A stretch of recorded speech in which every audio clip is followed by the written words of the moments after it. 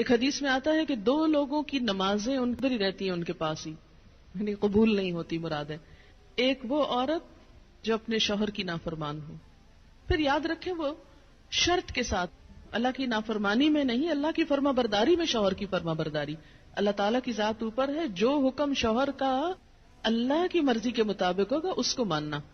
لیکن ایک بات اللہ کی مرضی کے مطابق ہے لیکن شوہر کی بات نہیں مانی جا رہی، تو ایسی عورت کی نماز اس کے سر سے اوپر نہیں جاتی. اور دوسرے اس غلام کی نماز جو اپنے آقا سے بھاگ جائے جب تک کہ واپس نہ آ جائے. ایک اور حدیث میں آتا ہے عورت شوہر کے معاملے میں کسی دوسرے کی بات نہ مانے، کسی دوسرے کی، حتیٰ کہ پیرنٹس کی بھی.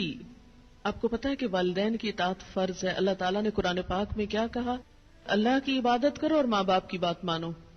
لیکن جب ایک عورت کی شادی ہو جاتی ہے تو اب اس کے لیے اس کا اصل گھر کون سا ہے؟ شوہر کا گھر ہے. اور اب اس کے لیے والدین کی اطاعت سیکنڈری ہے، شوہر کی اطاعت نمبر 1 ہو گئی ہے. پہلے والدین اس کی کفالت کر رہے تھے، اب شوہر اس کی کفالت کر رہا ہے. اب ایک نیا گھر بن رہا ہے.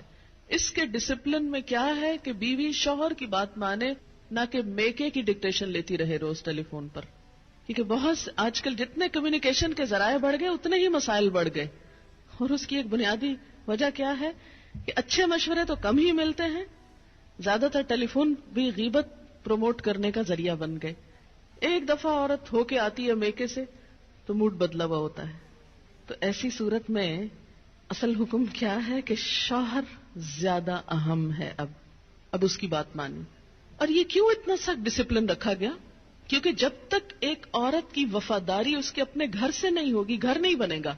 وہ بات میں ادھر بھاگی جا رہی ہے، یہ گھر خراب ہو رہا ہے. اب اس کی اہمیت، اس کی زیادہ اہم ڈیوٹی کیا ہے کہ اب وہ نئے گھر کی تعمیر کرے. اس لیے کہ شوہر نے مہر بھی دیا ہے، گھر دیا ہے، سب ضروریات پوری کر رہا ہے. اب آئندہ اللہ تعالیٰ نے ایک نئی نسل لانی ہے، ان کی تربیت ہے، ان کا کام ہے، اتنی ذمہ داریاں آنے والی ہیں. اب چھوڑو دھیان پیچھے کا، اب آگے کا سوچو. قدموا لانفسکم. تو اس لیے اور اللہ سے بڑھ کر ہمارے لیے مہربان، ہمارے لیے محبت کرنے والا، 70 ماؤں سے بڑھ کے پیار کرنے والا اور کون ہو سکتا ہے؟ یہ مشورے وہ ہم کو دے رہا ہے، یہ رہنمائی وہ ہمیں دے رہا ہے جو بظاہر ہمیں کڑوی نظر آتی ہے لیکن اسی کڑوی گولی میں شفا ہے. تیسری چیز، مال کی، گھر کی حفاظت. پیسے ضائع نہ کرے. یہ نہیں کہ شوہر کے گھر، شوہر کے مال اور شوہر کی تنخواہ اور شوہر کی پراپرٹی میں سے چھپ چھپا کے میکے والوں کو مت بھیجتی رہے. بہت سے فساد اس وجہ سے ہوتے ہیں کہ سسرال کو دینے کے لیے تو نمبر 2 مال ہوتا ہے اور میکے کو بھجوانے کے لیے پسندیدہ چیز. قدرتی بات ہے کہ انسان کی جو اٹیچمنٹ ہوتی ہے وہ ماں باپ سے بہت زیادہ ہوتی ہے. ایک ایسی خیرخواہی ہوتی ہے جس میں دنیا کی کوئی دوسری چیز شریک ہی نہیں ہو سکتی. ظاہر ہے جنہوں نے جنم دیا، جنہوں نے پالا پوسا، ان کے ساتھ محبت اور خیرخواہی کیسے نہ ہو، وہ تو ہوگی، لیکن اس کی بھی حدود ہیں.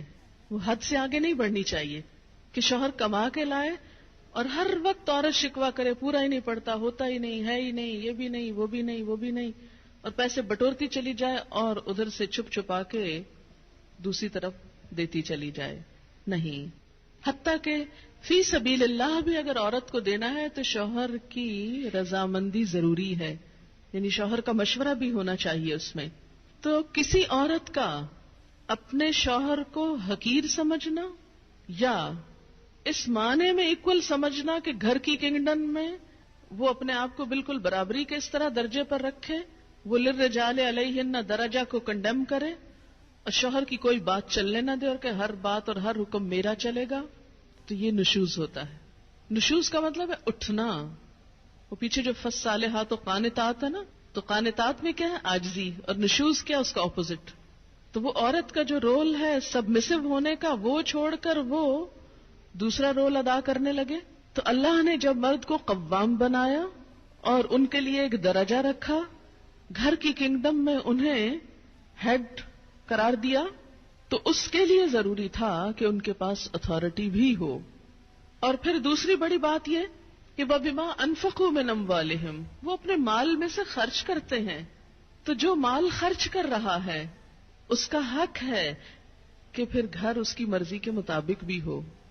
اگرچہ عمومی طور پر تو کیا ہوتا ہے، وہ لا کے مال بیوی کو دے دیتا ہے اور وہ جیسے چاہتی ہے خرچ کرتی ہے.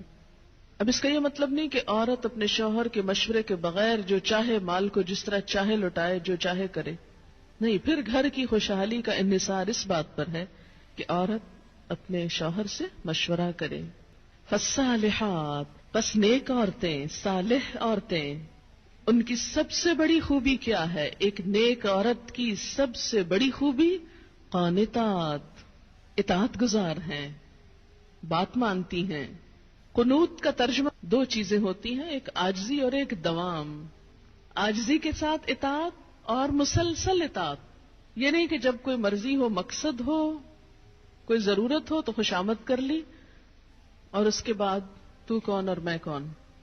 نہیں، فالصالحات قانتات، نیک عورتیں شوہروں کی تابعدار ہوتی ہیں، اطاعت گزار ہوتی ہیں، فرما بردار ہوتی ہیں. اس کی وضاحت نبی صلی اللہ علیہ وسلم کی ایک حدیث بہت اچھی طرح کرتی ہے. ابن ماجہ کی روایت ہے، آپ صلی اللہ علیہ وسلم نے نیک بیوی کی خوبیاں بیان کرتے ہوئے فرمایا، مومن کے لیے خوف خدا کے بعد سب سے زیادہ مفید اور باعث خیر نعمت نیک بیوی ہے.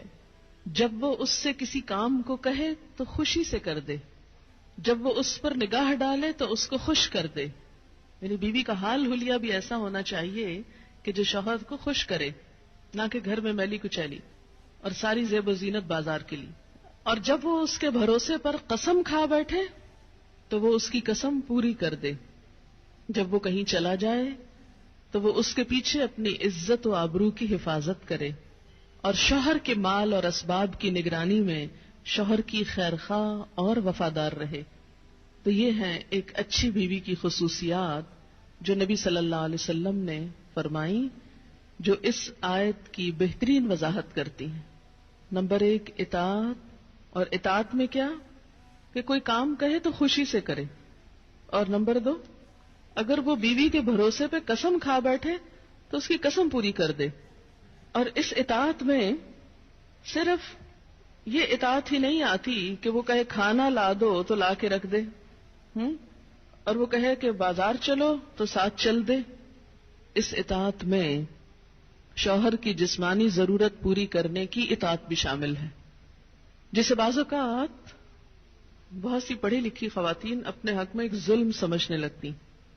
ایک دفعہ کہیں میری ملاقات ایک خاتون سے ہوئی، کیمبرج یونیورسٹی سے انہوں نے لاء میں ایم فل کیا تھا. تو مجھ سے کہنے لگی کہ میرا ایک مسئلہ ہے. میں نے کہا بتائیے. کہنے لگی کہ میرا شوہر مجھے ریپ کرتا ہے میری مرضی کے بغیر. میں نے کہا قانون پڑھ کے قانونی ٹرمز ہی گھر میں بھی استعمال ہوں گی. شوہر اور ریپ، میرا تو سر چکرا گیا. یہ بات بہت ڈھکی چھپی ہے لیکن چونکہ دین کا ایک حصہ ہے اس لیے بتانا ضروری ہے. بہت سے گھرانوں میں خرابیاں اور بہت سے گھرانوں میں لڑائیاں اور بدمزاجیوں کی جو روٹ کاز ہے وہ یہاں سے شروع ہوتی ہے، جسے کوئی نہیں کھولتا.